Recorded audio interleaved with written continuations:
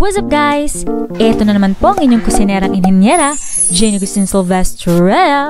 And welcome to my channel. Yun, pogi oh. Tingnan nyo naman yan, magugustuhan nyo tong recipe na to guys dahil talaga namang malambot, hindi mamugmog texture ng ating pandesal. And dahil nga nag-request kayo ng mga pang-negosyo recipe, isa na namang patok na pang-negosyo ang i-share ko sa inyo ngayong araw na ito. Uunahin natin yung mga dry ingredients sa harina or flour. Ang gagamitin ko ay combination ng all-purpose flour at ng bread flour. Bakit?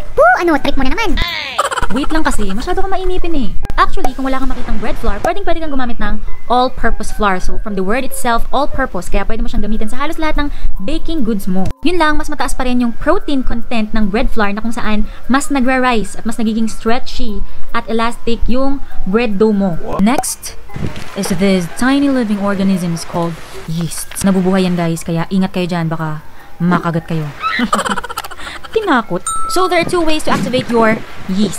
Number one, and the usual method na ginagawa ng iba, ilalagay mo siya sa iyong liquids, warm water or warm milk. And number two, gaya ng gagawin ko, pwede mo siyang i-direct sa iyong dry ingredients, but take note, wag mo silang pagtatabihin ng asin. Maaari niyang patayin yung mga yeast dahilan para hindi na ito mabuhay, kaya naman hindi magra-rise ang iyong bread. Pagdating naman sa ating warm liquid, kung nakakaluwag-luwag kayo, pwede kayong gumamit ng gatas. Kung nagtitipid kayo, pwede namang tubig lang. Kung gusto namang may lasa pa rin ng gatas pero medyo nagtitipid, pwede niyong paghaluin. O diba, para-paraan lang yan. And nga pala guys, kapag ka-dinirect nyo sa dry ingredients yung inyong yeast, dapat medyo mas mainit yung warm milk. O yung tubig, yan, mga 120 Fahrenheit to 130. Eh wala ka namang thermometer, no? Yes, good point. Dahil wala akong thermometer, so ang ginagawa ko, kapag kaya ng balat ko yung init ng warm liquid, so ayun, pwede na yon. Importante kasi na tama para ma-activate yung inyong yeast.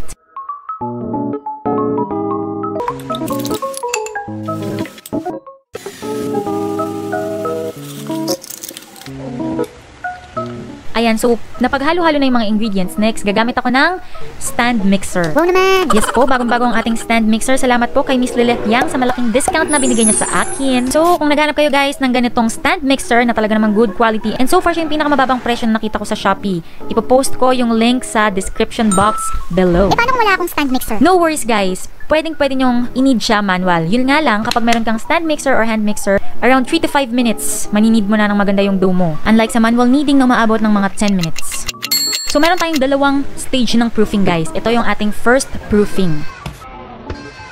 Kita nyo naman, nag-rise mabuti yung ating dough, kaya naman nung sinuntok ko umimpis siya kasi nga hangin yung nasa loob. Isang tip ko sa inyo, importante na meron kayong weighing scale para sigurado na pantay-pantay yung measurement ng inyong bread. Para walang lamangan.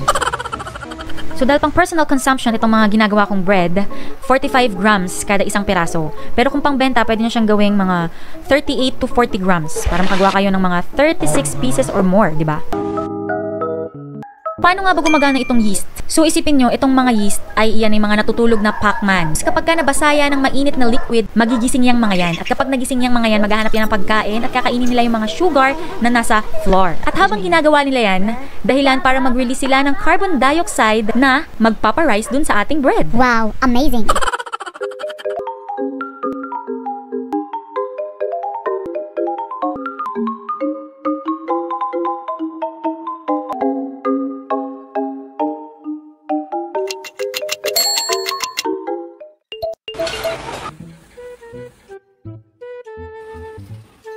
Titikman na natin guys.